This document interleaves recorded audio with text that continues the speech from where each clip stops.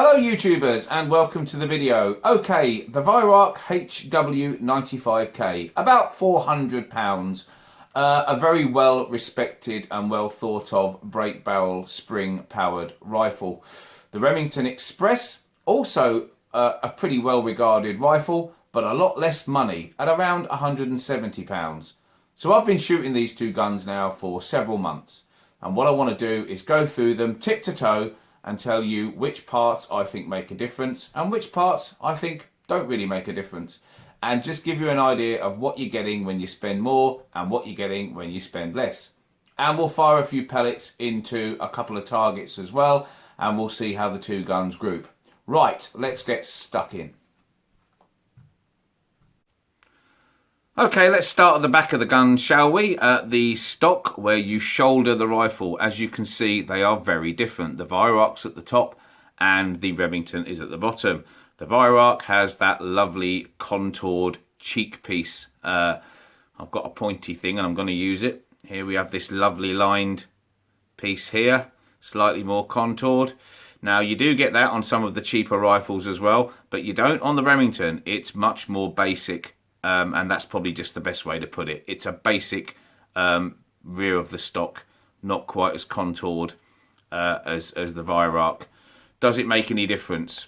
To me, no. I can honestly say I don't think it does.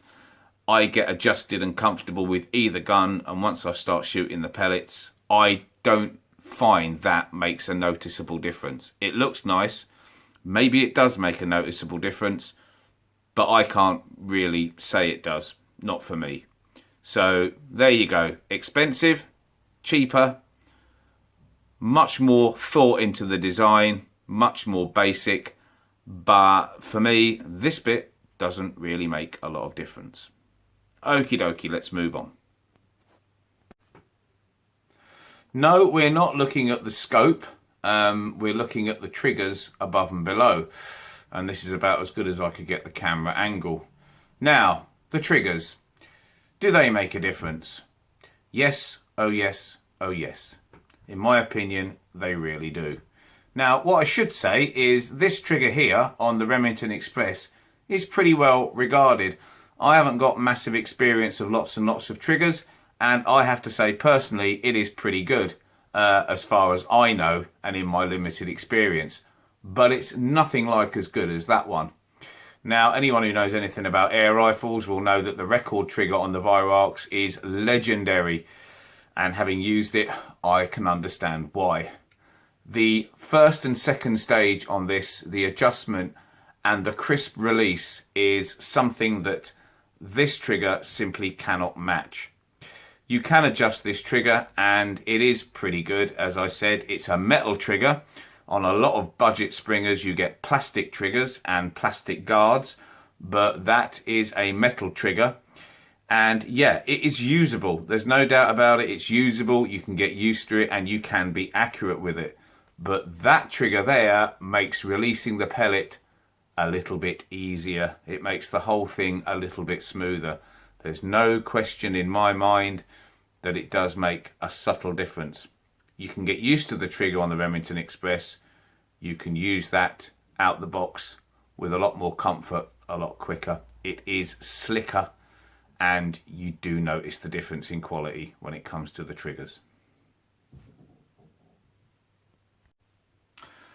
Okay, let's have a look at the breech and the lockup, shall we? Still with the Remington obviously in the foreground because it's got Remington written on it.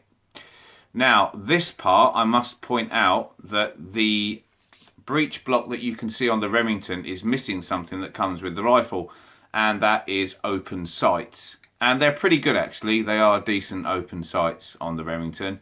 But what you have to remember is that the Weihrauch is specifically designed this way to be used with a scope. It's a scope only gun.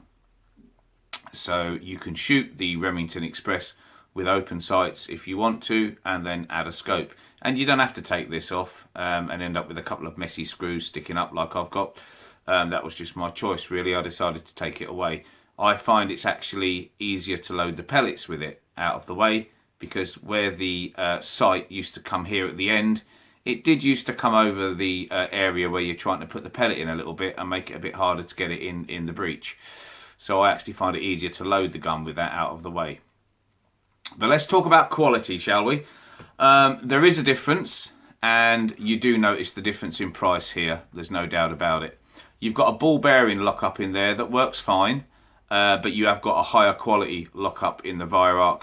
And overall, when you cock the gun and you put the tension into the spring, it's a little bit tougher on the Remington. It's a little bit easier on the Weihrauch. It's a bit more scratchy and scrapey sounding with the Remington, and it's extremely smooth with the Weihrauch. So the engineering, the metals, the fit and finish, you do notice the difference. There's no question. But essentially, as with the trigger, I suppose, they both work. They both do what they're supposed to do. But the Remington is a little bit more agricultural, and the Weihrauch is a little bit smoother. And you can, again, tell the difference in quality. Does it make a difference when you fire the pellet? No. So far, from what I've found, it doesn't. One thing I will say, though, is I've never had to tighten this up on the Weihrauch. I've had to tighten that up a couple of times. This gun has come a little bit loose on a couple of occasions. It's never happened yet on this one. So please do bear that in mind. But this, again, is pretty common with cheaper guns. You're not going to get the breech fit and finish and the quality, thickness, smoothness of metals and the way it's all put together. You're not going to get that quite the way you do when you spend a bit more money. But they both work. They both do what they're supposed to do. Now, I do quickly want to add something about the stippling. I was walking up the stairs with both these guns held in my hands vertically the other day, and this one was never coming out of my grip. This one was a bit trickier to hold on to with the full weight in one hand in the fingers. That stippling is not as grippy as that stippling, but I wouldn't really call that a criticism, because you can buy guns like these with no stippling on them whatsoever, and of course some budget guns are going to come with better stippling. But it's just something I wanted to point out. Again, you know, reflected in the price, maybe, yes, I guess it is. This is deeper, it's much more precise, and it's a lot grippier than that one. And for some people, that will make a difference. Okay, so before we nip outside and do some shooting and show you the groups with these two rifles, let's do a quick indoor summary on the overall fit and finish. There's absolutely no doubt from start to finish that you can see why the Weihrauch costs more. The beach stock is just that bit nicer in the finish. You've got the cheek weld, the stippling's a little bit better. When you cock the gun, it's smoother. It clunks up with an assurity that I suppose it's a bit like closing the door on a cheap car compared to closing the door on a Rolls Royce. It's just got that smooth clunk about it. And yeah, you do know, you can tell why you're spending more on the gun. But does that mean it shoots better? Does that mean that it's a better gun when you actually come to aim at a piece of paper or try and put a pellet in a bunny's bonce? Well, for me, the main difference, and the one that really makes a difference there, is the triggers. Now, don't get me wrong, this trigger is not that bad, and you certainly can get used to it. A lot of people admire the Remington trigger, considering the price of the gun. But it's not a record trigger, and that thing is more assured, it is more crisp, and it does help. There's no doubt about it, it does help a wee bit. That quality of the trigger just helps you send the pellet a bit smoother and a bit easier.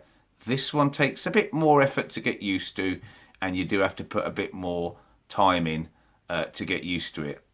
That thing is sublime, absolutely gorgeous.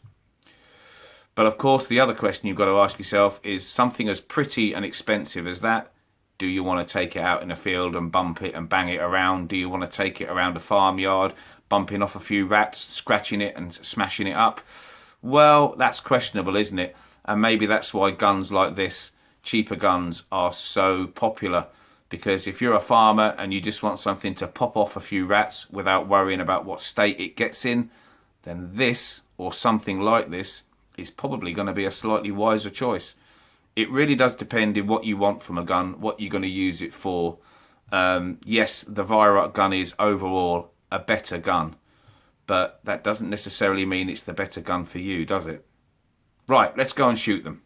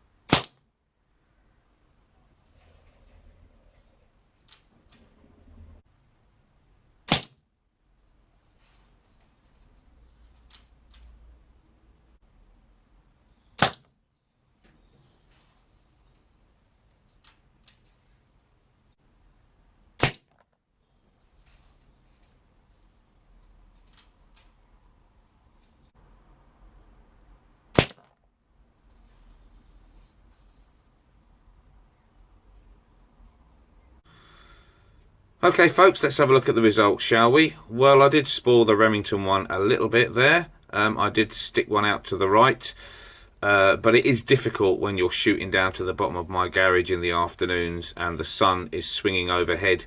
You do get quite a lot of glare in the scope and it is a bit of a challenge. So we'll put that one down to me and we'll discount it, because I think it's fair to say, looking at either of those, that they do what they're supposed to do. And apart from that one, it is a 5p group, and pretty obviously with the HW95K, today's 5 pellets are going to be a 5p group.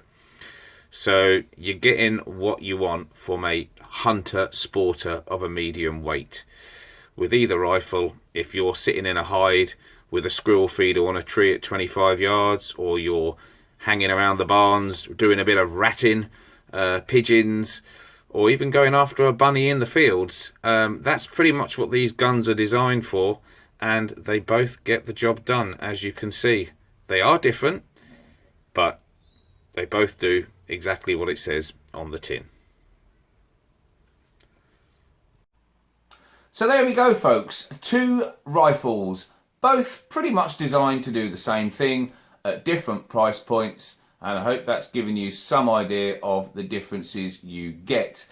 This is just, of course, my opinion, but nevertheless, I hope you found it helpful.